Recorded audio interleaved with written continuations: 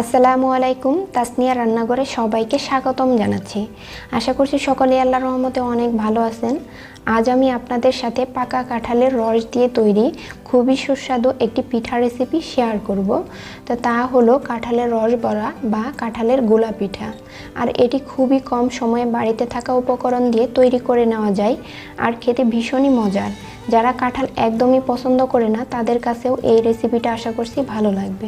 তো চলুন রেসিপিটা দেখে আসি। তো রেসিপিটা তৈরি করার জন্য একটা মিক্সিং বলে মেজারমেন্ট কাপের 1 কাপ পরিমাণ কাঁঠালের রস নিয়ে নিচ্ছি। আর এর মধ্যে দিয়ে দিচ্ছি হাফ কাপ পরিমাণ চিনি। এখানে কাঁঠালটা কেমন মিষ্টি আর কে কেমন মিষ্টি পছন্দ করেন তার উপর নির্ভর করেই কিন্তু চিনিটা দিয়ে নেবেন। দিয়ে দিচ্ছি সামান্য পরিমাণ লবণ। মিষ্টির ব্যালেন্সটা ঠিক রাখার জন্য লবণটা দিয়ে দিচ্ছি। আর কেউ যদি পছন্দ না করেন তাহলে স্কিপ করে নেবেন। এখন হাত দিয়ে আমি সব কিছু ভালো করে মাখিয়ে নিচ্ছি।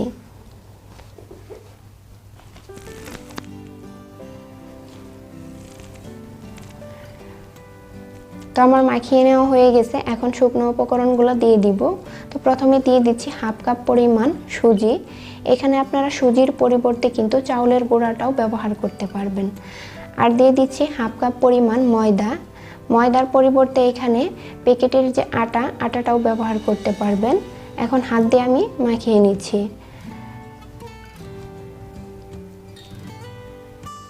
তো ময়দাটা আমি কিন্তু একবারে দেইনি, যদি প্রয়োজন হয় তাহলে কিন্তু আমি আবারও পরবর্তীতে দিয়ে নিব। তো শুকনো উপকরণগুলো আপনারা একবারে না দিয়ে অল্প অল্প করে দিয়ে মিশিয়ে নেবেন, তাহলে দেখবেন যে ব্যাটারটা পারফেক্ট হবে।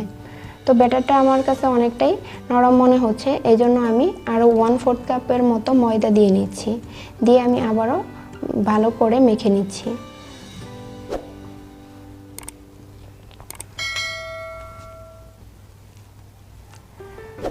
তো ব্যাটারটা কিন্তু বেশি একটা শক্তও হবে না, আবার বেশি একটা নরমও হবে না, মাঝামাঝি করে নিতে হবে।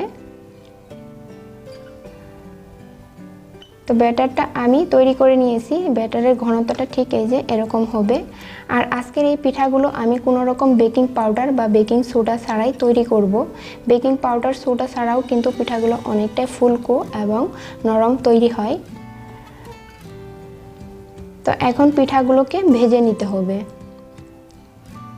তো পিঠাগুলো ভাজার জন্য তো চুলায় চলে যাব। তো চুলার উপর একটা প্যান বসিয়ে দিয়েছি।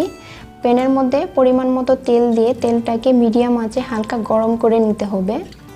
তো এরপর সামান্য পরিমাণ ব্যাটার হাতে নিয়ে সরাসরি তেলের মধ্যে দিয়ে নিতে হবে।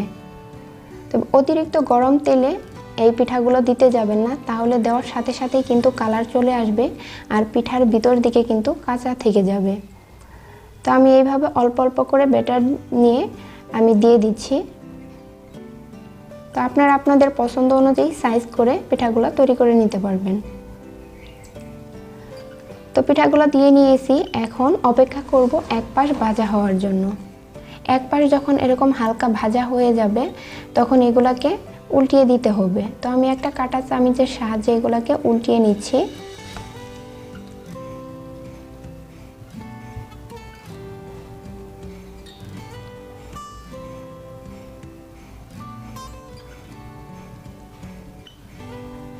তো উল্টিয়ে নেওয়া হয়ে গেছে, এখন অপেক্ষা করব অপর পাশটাও হালকা ভাজা হওয়ার জন্য। তো অপর পাশটা আমার হালকা ভাজা হয়ে গিয়েছে। এখন এইভাবে উল্টিয়ে পাল্টিয়ে আরও কিছুক্ষণ ভেজে নিব, সুন্দর একটা কালার আসা পর্যন্ত আর ভিতর দিকটা ভালো করে কুক হয়ে পর্যন্ত আমি এগুলাকে ভেজে নিব। তো আমার পিঠাগুলো ভাজা হয়ে গিয়েছে, দেখেন সুন্দর একটা কালার চলে আসছে।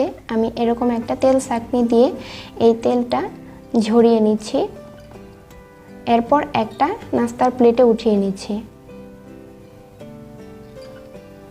তো একইভাবে আমি দ্বিতীয় ব্যাচটাও ভেজে নেব, তার জন্য তেলের মধ্যে আমি পিঠাগুলো আবারও দিয়ে দিচ্ছি।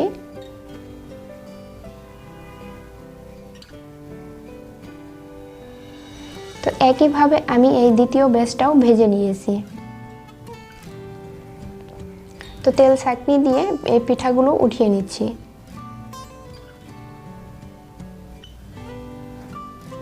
তো এগুলোকেও নাস্তার প্লেটে নিয়ে নেব, এরপর পরিবেশন করে নেব। তো পরিবেশন করে নিয়েছি। দেখুন পিঠাগুলো কতটা ফুলকো এবং নরম তৈরি হয়েছে। পিঠাগুলো খেতে কিন্তু ভীষণই ভালো লাগে। আপনারা একবার বাসায় তৈরি করে দেখবেন। বাসার ছোট থেকে বড় সবাই কিন্তু খুবই পছন্দ করবে এবং মজা করে খাবে। তো এখন যেহেতু কাঁঠালের সিজন, প্রচুর পরিমাণে কাঁঠাল বাজারে পাওয়া যাচ্ছে, আপনারা একবার হলেও এই পিঠাটা তৈরি করে খেয়ে দেখবেন। তো আজকের রেসিপিটা আপনাদের কাছে কেমন লাগলো জানাতে ভুলবেন না। রেসিপি ভালো লাগলে লাইক, কমেন্ট, শেয়ার করতে ভুলবেন না। আর এরকম নিত্য নতুন মজার রেসিপি পেতে চাইলে আমার চ্যানেলটি সাবস্ক্রাইব করে পাশে থাকা বেল আইকনটি ক্লিক করে দিবেন।